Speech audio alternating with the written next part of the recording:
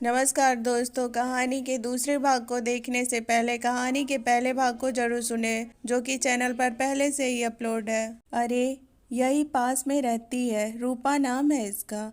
पति गुजर गया है इसका, अकेली है ये तो। इसे मदद चाहिए थी। मैंने यही सोचकर काम पर लगा लिया कि ज़रूरतमंद है। और फिर हमारे काम वाले भी तो गांव चली गई है। सीमा ने अपने पति विनोद को बताया। सीमा के पति विनोद की निगाहें रूपा पर ही लगी थी। कहाँ देख रहे हो? इस तरह देखते हुए देखकर सीमा ने उसको टोका। सीमा, ध्यान रखना, इसका कुछ सही नहीं लग रही है ये। विनोद ने पकड़े जाने पर सीमा से कहा। जब काम खत्म हुआ तो रूपा जाने लगी। रूपा को जाते हुए सीमा ने बच्चों के लिए कुछ खाने का सामान और थोड़ा दूध भी दे दिया। दीदी, किस मुंह से धन्यवाद करूं आपका? आंसू बह निकले थे रूपा के। तू पागल है क्या? छोटी बहन बोला है तुझे, इतना भी नहीं बनता क्या? मेरे बच्चे जैसे ही तो हैं तेरे बच्चे भी, सीमा ने उसके आंसू पोंछते हुए कहा। रूपा वो सब सामान लेकर अपने घर आ गई।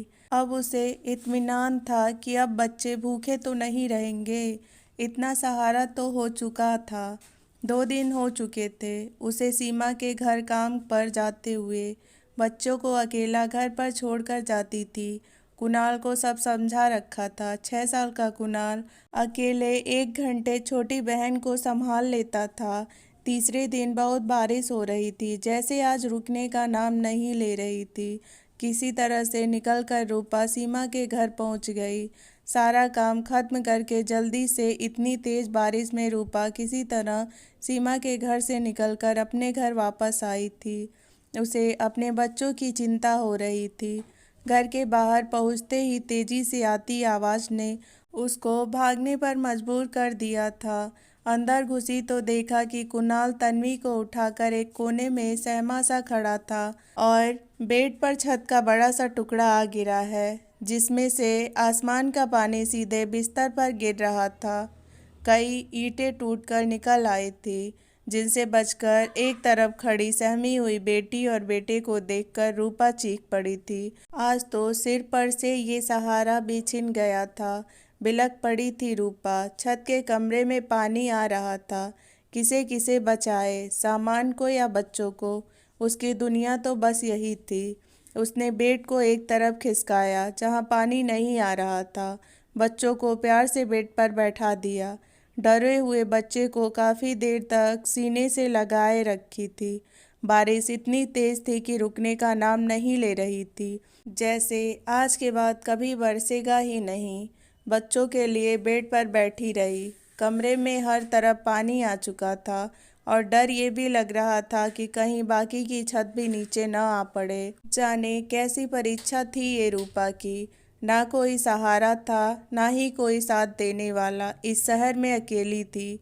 जब इंसान देखी हो तो ईश्वर भी हर तरह से परीक्षा लेता है। अभी काम का इंतजाम हुआ तो ये मुसीबत आ पड़ी। अब इसको बारिश के थमने का इंतजार था। इंतजार करते करते तीनों ही बेड पर सो चुके थे। लगभग 2 घंटे बाद बारिश थम चुकी थी और रूपा अपनी बच्चों को अपने से चिपकाए सो रही थी। दरवाजे पर किसी आहट से उसकी आँख खुली थी। देखा तो दोपहर का 2 बजा था। दरवाजे पर जाकर देखा तो वही ठेकेदार खड़ा हुआ था।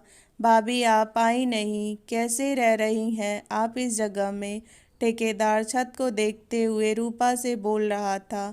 हाँ भाई साहब, अभी तक सोचा नहीं। इधर ही काम मिला है तो दूर कैसे जाते, 2 बच्चों का साथ है। रूपा ने सीधे शब्दों में उससे कहा। भाभी, काम तो आपको मैं भी दिलवा दूंगा और यहाँ से ज़्यादा पैसे मिलेंगे आपको। आप मन तो बनाइए। ठेकेदार चाहता था कि रूपा कैसे भी वहाँ रहने पहुँच जाए। भाई साहब, सोचती हूँ इस बारे में। ज़रा अपनी दीदी से सलाह करके बताते हैं आपको। आपका फ़ोन नंबर तो लिखा हुआ रखा है, रूपा ने सीधे तौर पर उसको कहा था। ठीक है भाभी जी, फिर चलता हूँ मैं। इस घर की हालत रहने लायक नहीं है। जल्दी फैसला कीजिए, वरना बच्चे परेशान होंगे। ऐसा कहकर ठेकेदार हाथ जोड़कर चला गया। दीदी से ही सलाह करती हूँ इस बारे में, रूपा मन में ही सोच रही थी। कहीं न कहीं रूपा भी इस घर को छोड़ देना चाहती थी और इस समय यही पहला रास्ता उसे मिला था। शाम होते ही रूपा बच्चों को समझाकर अकेले घर छोड़कर शाम का काम करके सीमा के घर चली गई। अरे आ गई रूपा, तेरे हाथ की चाय का बड़ा मन था और मौसम तो पकौड़े खाने का है, थोड़े वो भी बना ले। सीमा ने रूपा को देखते ही कहा। रूपा हाँ जी दीदी कहकर उसकी किचन में चली गई। कुछ देर बाद स्वादिष्ट पकौड़े बनाकर तैयार थे। आलू प्याज हरी मिर्च बैगन सबके पकौड़े तैयार हो गए। सीमा के हस्बैंड भी आ चुके थे। वाह वाह क्या खुशबू आ रही है सीमा, क्या बन रहा है? सीमा के हस्बैंड विनोद ने पूछा। जल्दी से फ्रेश होकर आइए आप, रूपा ने बढ़िया पकौड़े बनाए हैं, चाय भी तैयार है, आप भी आ जाइए, एक साथ खाएंगे, सीमा ने विनोद से कहा। थोड़े ही देर में विनोद भी आ गया। टेबल पर सब सज चुका था, चाय के साथ गर्मा गर्म स्वादिष्ट पकौड़े। सभी बैठे हुए चाय का आनंद ले रहे थे। रूपा तू भी आना, आ जा बैठ साथ में, सीमा ने पास वाली कुर्सी की तरफ इशारा करते हुए कहा। नहीं दीदी, मुझे अब जाना है, बच्चे अकेले हैं, मौसम भी अच्छा नहीं है। दीदी आज घर की छत नीचे आ गई थी, रूपा ने कहते कहते रुक गई। अरे पहले क्यों नहीं बताया, क्या हुआ पूरी बात तो बता, सीमा ने चौंकते हुए कहा। दीदी वो घर की छत नीचे आ गिरी, आज बच्चे बच गए। अब इस घर में रहना सुरक्षित नहीं है मेरे लिए, बच्चों के साथ। आपको एक बात बतानी थी, रूपा फिर कहते कहते रुक गई। अरे बता ना क्या बात है, सीमा ने चाय की चुस्की लेते हुए कहा। दीदी चंद्रकांत जिसके यहाँ काम करता था वो ठेकेदार आया था, वो एक घर बता रहा है, उसमें कोई नहीं रहता है, वो घर खाली पड़ा हुआ है, उसने वो हमें दिलवाने के लिए बोला है। दीदी अब परिस्थिति नहीं ज़्यादा सोचने की, आपसे यही सलाह चाहिए। रूपा ने सीमा को सारी परिस्थिति बताई, जिसे सुनकर सीमा के चेहरे का रंग उतर गया। क्या चाहती सीमा, क्या वो उसे जाने देगी? सीमा ने रूपा की सारी बात सुनकर कहा। देख रूपा, तू वो जगह पहले देख कर आ, अगर आसपास की जगह और वो घर तेरे रहने लायक हो तो रह लेना, तुझे इस वक्त ज़रूरत भी है, पर देख ले कि वहाँ से तू यहाँ काम करने आ भी पाएगी कि नहीं। सीमा ने उसे यही सलाह दी। ठीक है दीदी, रूपा ऐसा कहकर अपने घर वापस जाने लगी। रुक रूपा, थोड़े पकौड़े लेती जा, तूने खाया भी नहीं है, घर ले जा, बच्चों के साथ खा लेना। सीमा की बात सुनकर जाती हुई रूपा के कदम रुक गए। सीमा ने जल्दी से उसे पकौड़े पैक करके दे दिए। रूपा ने खुशी खुशी पकौड़े लिए और घर के लिए चल दी। घर आकर बच्चों को पकौड़े खिलाए और खुद भी खाए। बच्चे खुश हो रहे थे और रूपा उन्हें देखकर खुश हो रही थी, लेकिन यह खुशी टिकने वाली नहीं थी। अभी तो रात भी काटनी थी, वो भी उसी टूटी हुई छत के नीचे। रात गहरी थी और मौसम खराब होने के कारण अंधेरा भी ज़्यादा था। रूपा ने किसी तरह दाल चावल बना लिया, बच्चों को तो खिलाकर सुला दिया, लेकिन उसकी आंखों में नींद नहीं थी। उसकी निगाहें बस छत की तरफ जमी हुई थी, जाने कब फिर से कुछ हिस्सा कहीं से गिर जाए। दुआ मना रही थी कि बस रात भर बारिश रुकी रहे और उसके बच्चे चैन की नींद सो सके। इसी दुआ में सुबह हो चुकी थी, आसमान भी साफ था। एक दिन पहले की घनघोर बारिश के बाद फिर साफ निकला था। सुबह जल्दी 6 बजे ही रूपा की आँख खुल चुकी थी। उठकर सबसे पहले फिर से छत की ओर देखा। रात शांति से गुजर गई थी और बच्चे सुकून से सो रहे थे। उठकर रूपा ने घर की सफाई की और खाना भी बना दिया। आज उसने तय कर लिया था कि कहीं न कहीं रहने का इंतज़ाम आज तो कर ही लेगी। इस छत का तो कोई भरोसा था नहीं। अब 8 बज चुका था। रूपा बड़ी देर से उसे ठेकेदार का फ़ोन नंबर ढूंढ रही थी। 1 घंटा होने जा रहा था। अरे कहाँ गया, यहीं तो रखा था, उसने सब जगह ढूंढ लिया था। अब क्या करूं, ढूंढते ढूंढते थक कर बैठ गई थी रूपा। तभी उसे बेड के पास के नीचे कुछ फंसा हुआ दिखाई दिया। उसने धीरे से वो कागज खींचा। अरे ये तो वही है। उसकी आंखें जैसे चमक उठी थी। सीमा के घर का काम का समय भी हो रहा था। बच्चे को खिला पिला कर रूपा सीमा के घर चली गई। रूपा ने बेल बजाई तो उसका हस्बैंड विनोद निकल कर आया। उसने रूपा के आने के लिए दरवाज़ा खोल दिया। आओ रूपा, मैं सोच ही रहा था कि तुम आई नहीं अभी तक। विनोद ने रूपा से कहा। साहब, क्या दीदी घर पर नहीं है? रूपा ने इधर उधर देखकर सीमा को खोजते हुए कहा। अरे आज उसे अपने केंद्र पर जल्दी जाना था।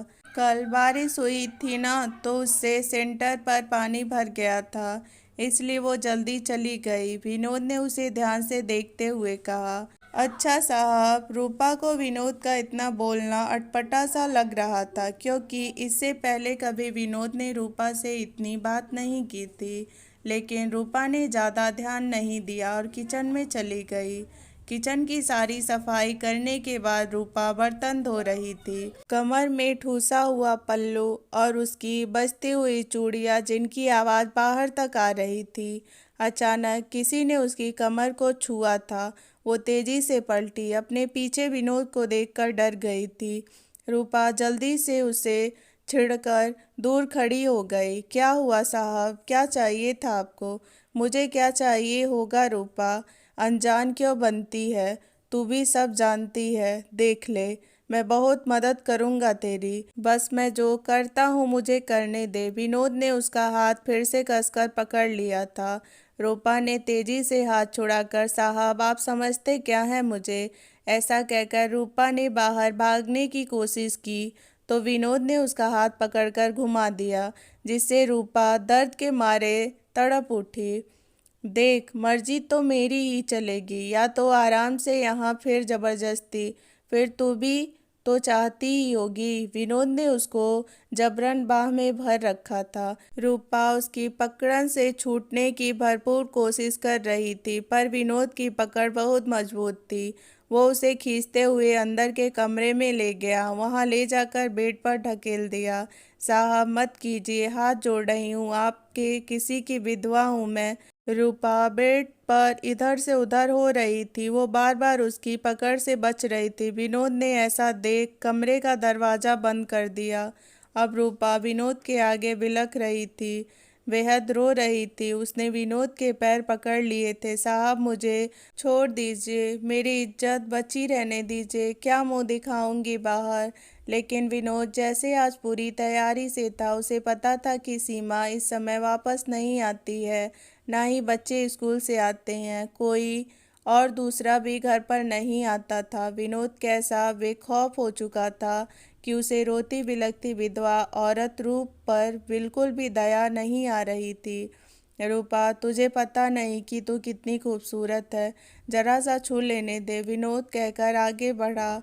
रूपा ने भागने की भी कोशिश की तो उसने रूपा को फिर से खींचकर फिर से बेड पर पटक दिया। रूपा एक कोने में सिमटी हुई बैठी थी, रो रो कर हाथ जोड़कर अपनी इज्जत की दुहाई दे रही थी। लेकिन इस विनोद के कान पर जू तक नहीं रेंगी और उसने झटके से आगे बढ़कर उसकी साड़ी खींच ली और उसे रूपा के तन से अलग कर दिया। रूपा अपने हाथों से अपने तन को छुपाने की कोशिश करने लगी। अब रूपा को विनोद ने अपने चंगुल में बुरी तरह जकड़ लिया था। खुद को इस तरह घिरते देख रूपा सिहर रही थी। क्या रूपा खुद को बचा पाई या फिर इस दरिंदे के आगे लाचार हो गई? आगे क्या परिस्थिति आ खड़ी हुई, जानने के लिए अगले भाग को जरूर सुने। वीडियो पसंद आए तो वीडियो को लाइक शेयर सब्सक्राइब करें। Thank you for watching. मिलते हैं अगली कहानी में।